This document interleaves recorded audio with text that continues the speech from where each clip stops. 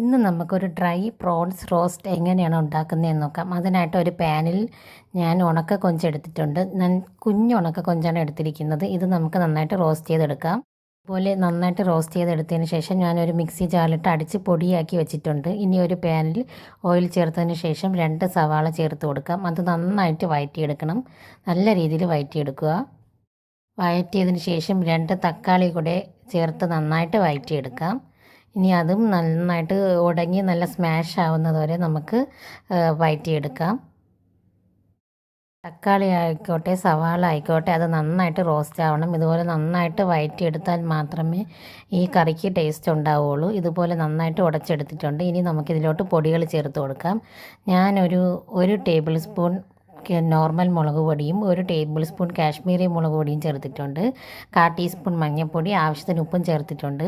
നന്നായിട്ട് വഴറ്റി കൊടുത്തതിന് ശേഷം ഞാൻ പൊടിച്ച് വെച്ചിരിക്കുന്ന റോസ്റ്റ് ചെയ്ത കൊഞ്ചും കൊണ്ട് ഇതിൻ്റെ അകത്തോട്ട് ചേർത്ത് കൊടുക്കുകയാണ്. ഉണക്ക കൊഞ്ച് ചേർത്തിട്ടുണ്ട്. ഇനി അത് നന്നായിട്ട് മിക്സ് ചെയ്തെടുക്കണം. ഇതുപോലെ മിക്സ് ചെയ്തെടുക്കുക. ഇത്രയേ ഉള്ളൂ, പരിപാടി കഴിഞ്ഞ് നമ്മളെ റോസ്റ്റ് ഇവിടെ റെഡി ആയിട്ടുണ്ട്. ഇനി ഇത് ചോറിൻ്റെ കൂടെയൊക്കെ കഴിക്കാൻ നല്ല ടേസ്റ്റാണ്. ഈ ഒരു കറി ഉണ്ടെങ്കിൽ വേറെ ഒരു കറിയുടെ ആവശ്യമില്ല നമുക്ക് ചോറ് കഴിക്കാനായിട്ട്. ഇഷ്ടം പോലെ ചോറ് ഈ ഒരൊറ്റ കറി കൊണ്ട് മാത്രം നമുക്ക് കഴിക്കാൻ പറ്റും. അത്രയ്ക്ക് ടേസ്റ്റാണ്. ഇതൊരു യൂട്യൂബ് ഷോർട്സ് കണ്ടുകൊണ്ടിരുന്നപ്പോൾ കിട്ടിയ റെസിപ്പിയാണ്. അങ്ങനെ ഞാൻ ട്രൈ ചെയ്ത് നോക്കിയതാണ്. Thank you.